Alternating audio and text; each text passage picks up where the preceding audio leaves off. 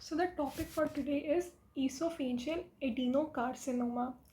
Adenocarcinoma is a cancer that starts in mucus producing cells, that is the glandular cells.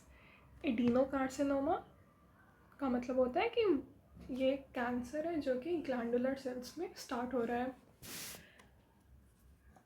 जो gastroesophageal reflux disease है जिसके कारण फिर oesophageal adenocarcinoma होता है, वो मोर कॉमन होता है वेस्ट में.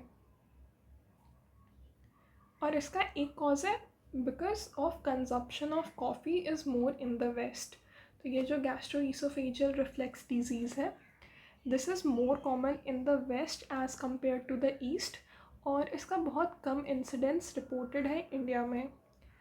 Very less incidence is reported in India, especially in the previous generation. Gastroesophageal reflux disease का risk factors ये सब है. सबसे पहला स्मोकिंग, ओबेसिटी और फिर कॉफ़ी. तो स्मोकिंग, ओबेसिटी और कॉफ़ी के कारण गैस्ट्रोइसोफेजियल रिफ्लेक्स डिजीज़ होने का रिस्क है. स्मोकिंग, ओबेसिटी और कॉफ़ी. गैस्ट्रोइसोफेजियल रिफ्लेक्स डिजीज़ में क्या होता है कि जो स्टमक का एसिड है वो या जो बाइल जूस है वो ईसोफेगस में आ जा रहा है, ठीक है. और अगर ये लॉन्ग टर्म के लिए होगा तो इसके कारण बैरेट्स ईसोफेगस हो जाएगा. बैरेट्स ईसोफेगस एक टाइप का मेटाप्लेशिया है. इसमें क्या होता है कि जो डिस्टल ईसोफेगस है वहाँ पे जो स्क्वामस सेल्स होते हैं वो कॉलमनर सेल्स में चेंज हो जाते हैं. बैरेट्स ईसोफेगस एक टाइप का कॉलमनर मेटाप्लेशिया है.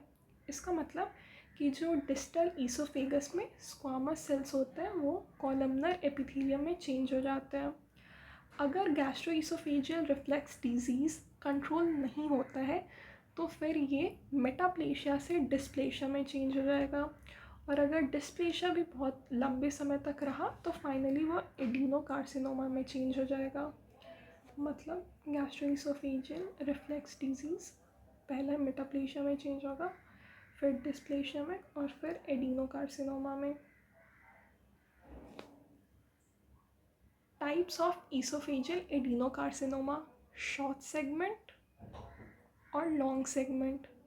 Short segment Barrett's esophagus is less than 3 centimeter. Long segment Barrett's esophagus is more than 3 centimeter. Microscopy में क्या दिखता है? माइक्रोस्कोपी में 4 फीचर्स ऑफ डिस्प्लेशिया दिखेंगे. 4 features of dysplasia, that is pleomorphism, high NC ratio, loss of polarity and mitosis. Pleomorphism, high NC ratio, loss of polarity and mitosis. तो ये जो डिस्प्लेशिया है वही फिर चेंज हो जाता है एडिनोकार्सिनोमा में. तो इसमें 4 फीचर्स दिखते हैं डिस्प्लेशिया के, that is प्लियोमॉर्फिज्म, high NC ratio, loss of polarity and mitosis. अगर हम इसका इम्यूनोहिस्टोकेमिस्ट्री देखें तो वो CK7 पॉजिटिव होता है. Esophageal adenocarcinoma CK7 that is cytokeratin positive होता है. अगर कोई अपर GI ट्यूमर है इंक्लूडिंग कोई सैलिवरी ग्लैंड का ट्यूमर है तो वो CK7 पॉजिटिव हो जाता है. और अगर कोई लोअर GI ट्यूमर है तो वो CK20 पॉजिटिव होता है, ठीक है. तो जो ईसोफेगस है वो अपर GI में आया, that is why esophageal adenocarcinoma is CK7 positive.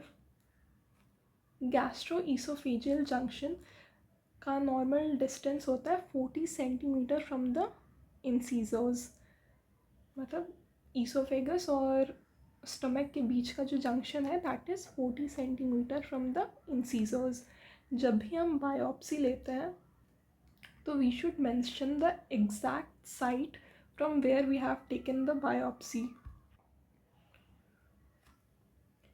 And this distance is taken in terms of centimeter from the incisor. ये जो बायोप्सी का डिस्टेंस लेंगे लोकेशन पॉइंट करने के लिए जो टर्म यूज़ करेंगे that is the distance in terms of centimeter from the incisors.